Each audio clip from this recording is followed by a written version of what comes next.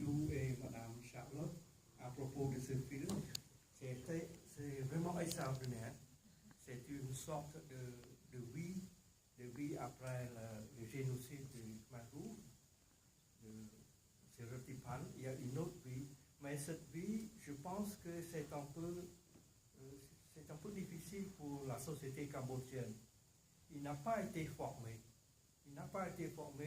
Il est venu en masse pour permettre de construire les bâtiments, les buildings, non pas pour les Cambodgiens, mais pour les étrangers. Je pense qu'il faut faire un autre film concernant surtout l'Afrique des étrangers.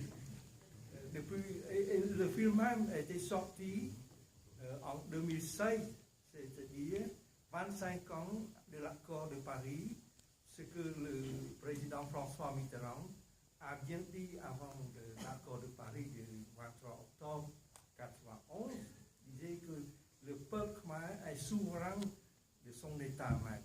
C'est la souveraineté du peuple. C'est pour ça d'ailleurs à chaque séquence, il y a très précis de voir, surtout sur les questions de culture cambodgienne qui y reste sur le plan de la mort de la dame, mais l'attachement de son frère, le petit frère, qui s'est enraciné dans on appelle ça par exemple le Cambodge profond ou bien la France profonde. Je vous remercie beaucoup. Merci beaucoup pour votre témoignage.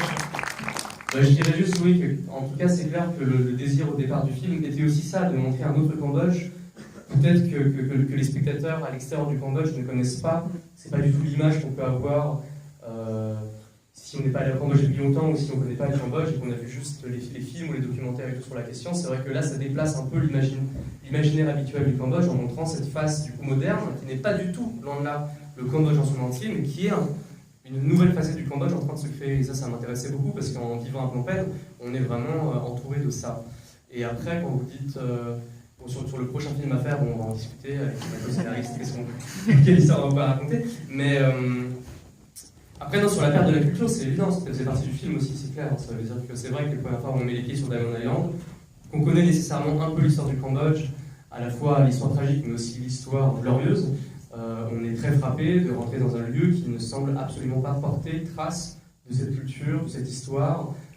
Et voilà, après, toutes les allusions dans le film, à la Saint-Valentin, au Nouvel An chinois, des choses comme ça et tout, les dialogues qu'on peut avoir dans le film et tout, participe aussi de ce truc où effectivement il y a une impression d'amnésie parfois, qui se comprend peut-être par le désir de la jeunesse de juste sauter à pieds joints dans un futur qui fait qu'on n'a pas à se retourner en arrière vers une histoire trop tragique et lourde à porter, mais qui de fait est vraiment quelque chose d'assez frappant quand on y vit.